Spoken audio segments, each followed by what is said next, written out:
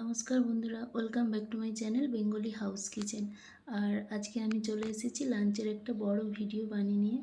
আর আমি তো প্রত্যেকদিন লাঞ্চের শর্ট ভিডিওই বানাই, কিন্তু আজকে ভাবলাম একটা রামনবমী স্পেশাল লাঞ্চের বড় ভিডিও বানাই, তাই একটা বড় ভিডিও বানিয়ে ফেলেছি।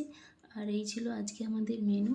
প্রথমেই ভাত, লেবু আর পটল ভাজা, মাছের ডিম ভাজা, বাটা মাছ ভাজা, আর তার সঙ্গে ছিল স্যালাড, শসা, টমেটো, পেঁয়াজ আর লঙ্কা, আর ছিল আলু পটল কষা, আর ছিল রুই কালিয়া